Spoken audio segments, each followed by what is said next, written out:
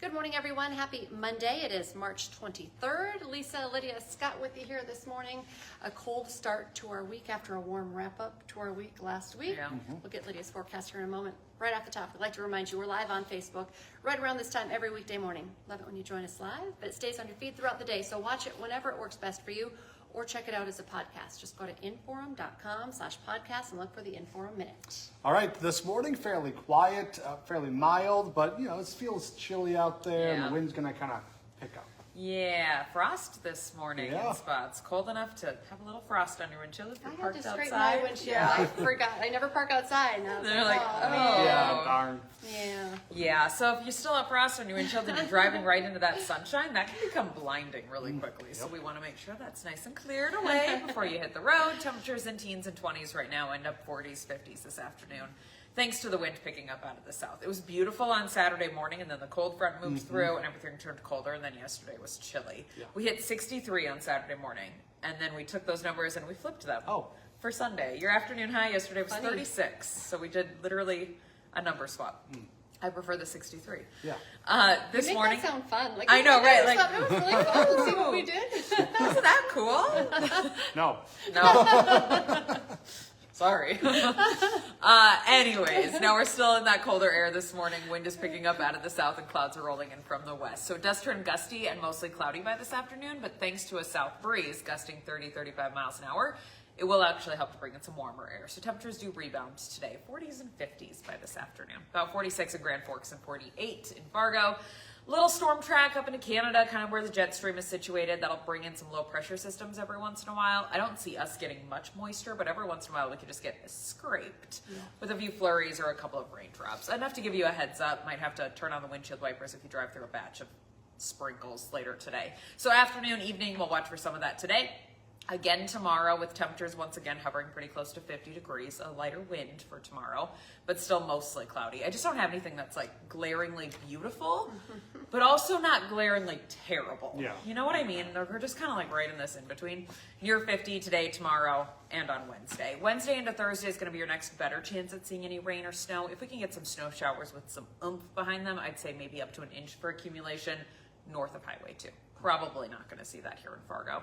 Temperatures then drop throughout the day on Thursday as the wind flips around to the north, sends in colder air. Will be upper 20s by Thursday afternoon in a lot of spots with wind gusting 30 to 40 miles an hour. So that's kind of raw. Yeah. And then we sit with that colder air on Friday. Temperatures in the teens in the morning, 30s by the afternoon.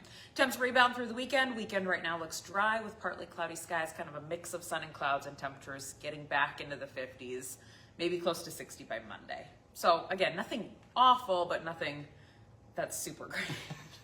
We're just kind of ups and downs. We're all right. We like moderate our temperatures, then a system moves through and drops us for a couple of days. And we see the crash in temps this week, Thursday into Friday. Okay. All right. That's about it. Thanks, guys. Thanks, Lydia. Okay, to your news headlines now. A man accused of a deadly shooting in Moorhead goes on trial today. Jerome Thomas III is accused of shooting and killing a man last April before fleeing to Michigan with his then ex-girlfriend, or his then girlfriend, now ex-girlfriend. His trial is set to start at 8:30 this morning. Today, a man who spent more than 30 years in prison for a murder conviction that's now been overturned will ask a judge to be released from prison.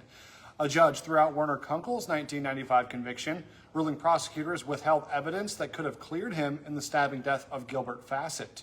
At today's hearing, Kunkel's attorneys will ask for his release while prosecutors decide how to move forward.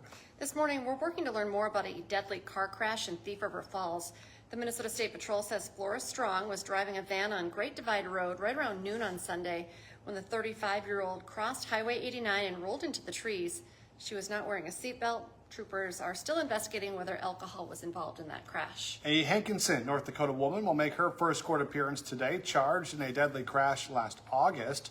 Prosecutors say Danielle Stein is accused of hitting 45-year-old Mariah Buck while Stein was on her phone. Buck was riding a bicycle and turning into her driveway on County Road 81. Stein will be in Richland County Court this morning at 10 o'clock. Today, the Grand Forks School District Superintendent is expected to tell the school board that he does not recommend cutting any staff.